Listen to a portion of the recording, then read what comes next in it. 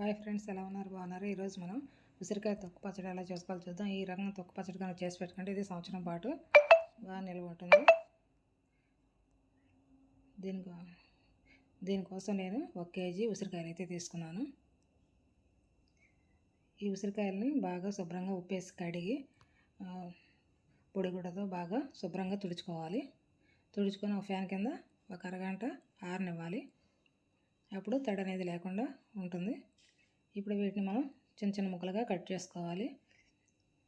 ఈ ముక్కలు మనం ఈ ఉసిరికాయకు ఉన్నటువంటి ఘాటు మధ్యలో పెట్టి కట్ చేసినట్లయితే ఈజీగా ముక్కలు అవుతాయి. ఇలా ఈజీగా కట్ అవుతాయి. ఈ ముక్కలన్నిటిని ఇలా మొత్తం కట్ చేసుకోవాలి. ముక్కలు పెద్దగా లేకుండా చిన్న చిన్న ముక్కలుగా కట్ చేసుకోవాలి. అప్పుడు మనం మిక్సీలో వేసేటప్పుడు చాలా ఈజీగా ఉంటుంది. ఇలా ముక్కలని చిన్న చిన్న ముక్కలుగా కట్ చేసుకోవాలి.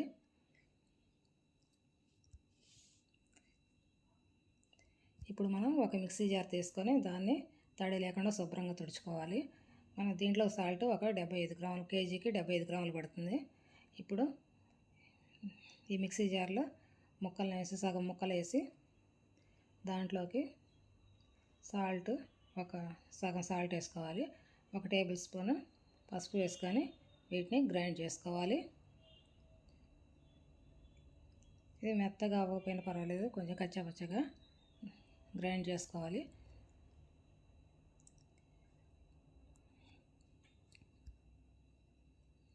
ఇప్పుడు మిగిలిన ముక్కలను కూడా వేసుకొని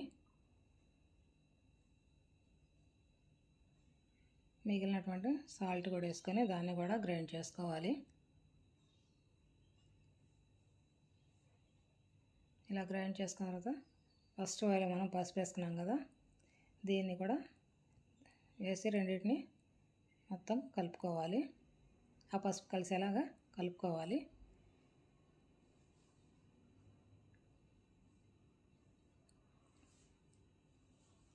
ఇలా కలిపిన తర్వాత ఒక డబ్బా తీసుకొని, గాజు సీసా కానీ లేదా ప్లాస్టిక్ డబ్బా కానీ తీసుకొని దాంట్లో స్టోర్ చేసుకోవచ్చు.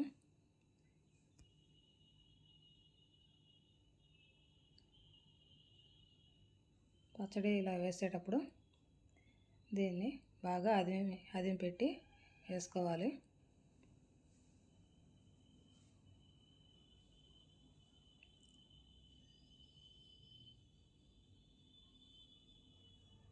ఇలా బాగా అదిమి పెట్టి వేసుకోవాలి.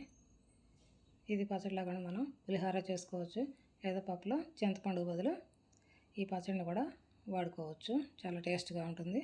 ఇలా బాగా మొత్తం అదిమి పెట్టి వేసుకున్న తర్వాత దీన్ని ఫ్రిడ్జ్లో స్టోర్ చేసుకోవాలి. బయటైనా స్టోర్ చేసుకోవచ్చు, కానీ పచ్చడి నల్లబడుతుంది. అందువల్ల ఫ్రిడ్జ్లో స్టోర్ చేస్తే సంవత్సరం అయినా కానీ కలర్ చేంజ్ అవ్వకుండా ఇలానే ఉంటుంది. ఇప్పుడు దీన్ని మనం కొంచెం తాలింపు వేసి చూసుకుందాం. స్టవ్ మీద బాండీ పెట్టి దీంట్లో ఆయిల్ వేసుకోవాలి. ఆయిల్ వేడెక్కిన తర్వాత 1 టేబుల్ స్పూన్ మెంతులు వేసుకోవాలి. మెంతులు బాగా ఎర్రగా ఫ్రై అవ్వాలి, లేదా పచ్చడి చేదొస్తుంది. తర్వాత 1 టేబుల్ స్పూన్ ఆవాలు వేసుకోవాలి. ఈ రెండు ఫ్రై అయిన తర్వాత పచ్చిమిర్చి వేసుకోవచ్చు. పచ్చిమిర్చి కానీ లేదా ఎండుమిరపకాయలతో కూడా చేసుకోవచ్చు. పచ్చిమిరపకాయలు వేగిన తర్వాత మనకు కావాల్సినంత ఉసిరికాయ తొక్కు వేసుకొని దీన్ని ఒక 2 నిమిషాలు ఫ్రై చేసుకోవాలి. ఎక్కువ అవసరం లేదు, ఒక 2 నిమిషాలు అలా ఫ్రై చేసి పక్కన పెట్టుకోవాలి.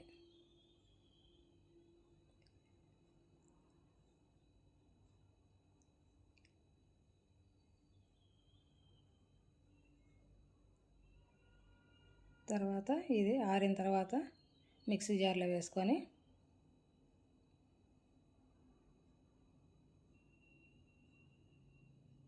ఇప్పుడు దీన్ని మిక్సీ జార్లో వేసుకోవాలి.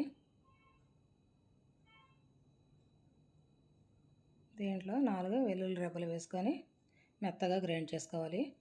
ఇప్పుడు తాలింపు కోసం ఆయిల్ తీసుకొని దీంట్లో 2 ఎండుమిరపకాయలు, తాలింపు గింజలు వేసుకోవాలి. కొంచెం కరివేపాకు కూడా వేసుకోవాలి.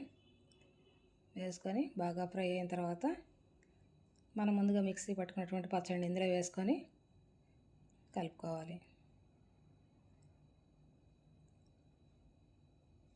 ఇంతేనండి, ఎంతో టేస్టీగా ఉండే ఉసిరికాయ తొక్కు పచ్చడి రెడీ అవుతుంది. ఈ వీడియో కనుక మీకు నచ్చినట్లయితే లైక్ చేయండి, షేర్ చేయండి, సబ్స్క్రైబ్ చేసుకోండి.